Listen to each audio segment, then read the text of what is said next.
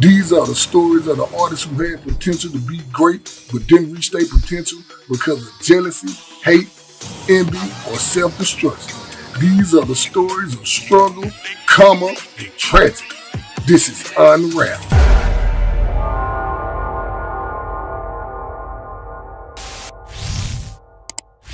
What you know about the dope game? Was you born in the 80s? Did your mama smoke cocaine? Nipsey Hussle, born Aramis Joseph Oscadon, born August 15, 1985 in Los Angeles, California, in the Crenshaw district. It's really like where I spent a lot of my time as a youth.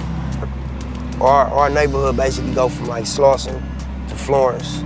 A lot of people got killed out here on these streets, right here on 63rd, Victoria, Hyde Park, Bryanhurst. Nipsey grew up in the household with two siblings, his big brother Black Sam and their little sister Samantha Smith. Nipsey got into music at an early age. He thought he was going to be a childhood star like Michael Jackson and Lil Bow Wow. Come out, all fresh and stuff.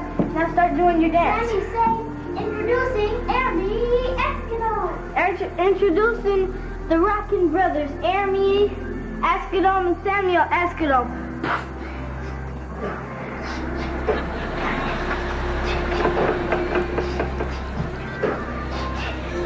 But that ain't how it went with Nip. He got the name Nipsey Hussle because he had his first job in the 6th grade, shining shoes on Slauson Ave. He also was selling candy and mowing lawns on the side just so he could save up to buy a microphone. At 11 years old, he dropped his first song. His mama saved this and put him in a program that taught kids how to engineer and record themselves. So he went to the class and learned how to record himself. The only problem was Nip didn't have no money for studio time, and he didn't own no studio equipment. So at the age of 13, he jumped off the porch and joined the Rolling 60 Crips, the biggest and dominant Crip gang in Crenshaw. With this came the dope gang, gang fights, and shootouts. But Nip always had a knack for music. He was making more money so he can invest in himself. He dropped out of high school in the 10th grade. His mother kicked him out at 15, so he went to stay with his grandma.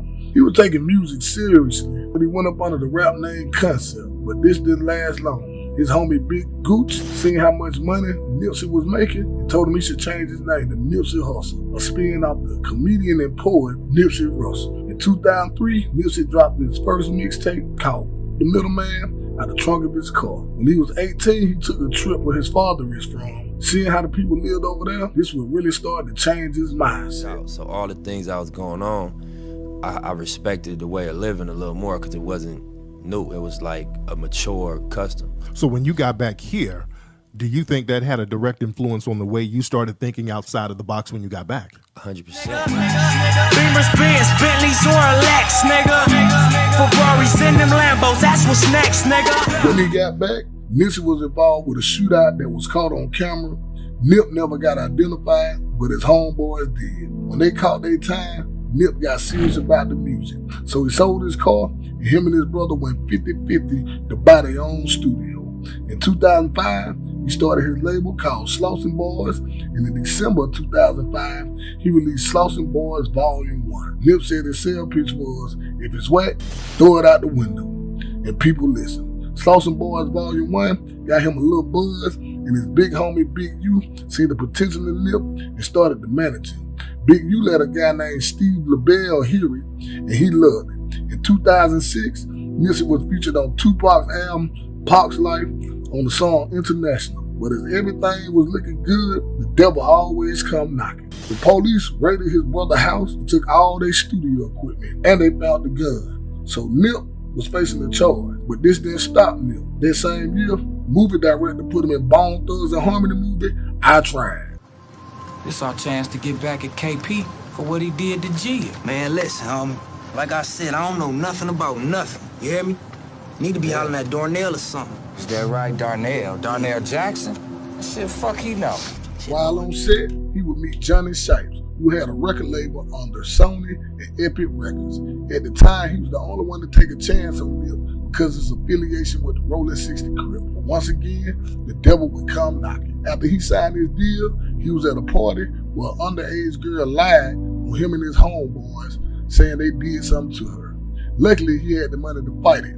and beat the case in 2008. He dropped his tape, Bullets Ain't Got No Name. In the music video, everyone is wearing the Crenshaw shirts, and everybody in the hood wanted one. The biggest design, the biggest shirt that we have under the Marathon clothing is the Crenshaw shirt.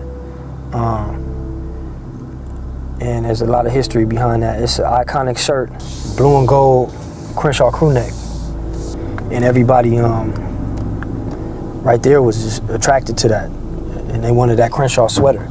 That was one of the defining moments in, I can say, I believe, in Nip's career. So Nipsey, Black Sam, and they homie Fats started selling the t-shirts. But the only thing about it, every time the police seen them, they took the shirts. So they had to lease a store. In 2010, he was on the cover of the XXL freshman list. After this, he dropped Slauson Boys Volume 2 and the Marathon.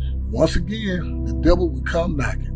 They would have an altercation with the police where the police shot at Black Sam. Everyone was arrested, but Black Sam went to prison for a couple of years. They would lose the store, but that didn't stop them. Riding by myself, time for some reflection.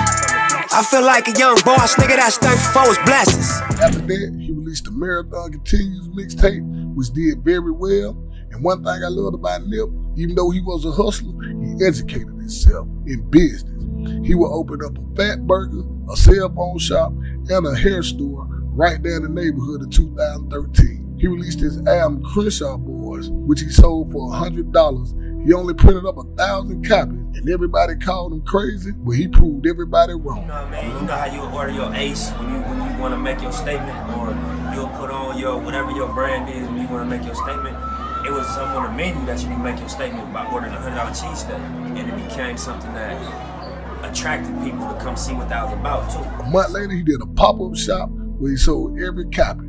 Even Jay-Z bought 100 of them. For the next couple of years, Nipsey would tour and build his brand. In 2017, he'd open up a seafood market in the World of Wheels rolling ring. And he would open the Marathon store back up. After years of mixtapes, he finally announced his first album, Victory Lap. You know, single house family, a gangbanging environment, you know what I'm saying, didn't graduate high school, and been through the bullshit of the streets of LA, the county jail, the bullshit of just the traps that got set. And, you know, as a self-motivated hustler, turned it into this. I heard that. And, you know, that's why Victory Lap, to me, is gonna be the next project I put out, and my biggest one. And in 2018, it was released and hit the number 4 on the Billboards. He sold 53,000 copies his first week and got nominated for a Grammy. Plus 2 of the singles on his album went gold. Nip was flying high at this point of time. He had collabed with Puma. So, you know, we announcing our partnership with Puma. You know, we got a big deal. Are we doing that right now? Let's go, let's go! Yeah, so, you know, we up here signing this paperwork as we speak. He even bought the whole plaza where his store was located. This was huge for Nip, because Nip said he used to hustle in front of that store, and he remembers how much hell he went through with the LAPD in front of that store. But on March 31st, 2019, the devil would come knocking again, and this time, it was for keeps.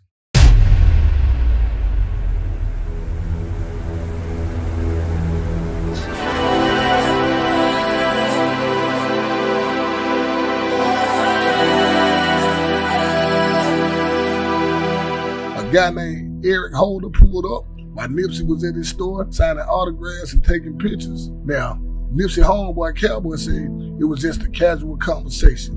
There was no argument or nothing. And Nip say, you know, some shit floating around, you know, take care of it, you know, like on a homie tip, like, hey bro, like, look, I got some paperwork, nigga, you need to take care of it. Not, oh, you a snitch, never. They say Eric Holder shook Nip's hand and walked off, only to return 10 minutes later and gun the 33-year-old rapper down.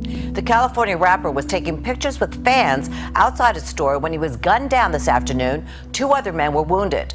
The crowds outside the store surrounding the crime scene, as you see right there. Police say the shooter sped off in a getaway car. He was reportedly shot as many as 6 times. Nip had the mind of a billionaire and the heart of a lion. He also had a good heart too, and you can tell by just some of the things that he did. He truly was the Tupac of this generation. Some of the same things Tupac was talking about, Nip was actually doing, as far as uniting the gangs. And Nip was teaching young ghetto children, giving them free classes on computer swapping stuff and cryptocurrency, and a lot of stuff that we don't get to learn in the environments in the area that we in. He was just there for the community, for the kids. He made it, he brought it back. He was just there for all of us. See, Nip didn't die over nothing that he did. Nip died of hate, jealousy, and envy. Nip made one mistake, and that mistake was you always got to watch for snakes. And Eric Holder was a snake. I got to say, R.I.P. the King Nip. He leaves behind a beautiful wife in Laura London and 2 beautiful children. R.I.P. to Nipsey Hussle. And the marathon continues, man.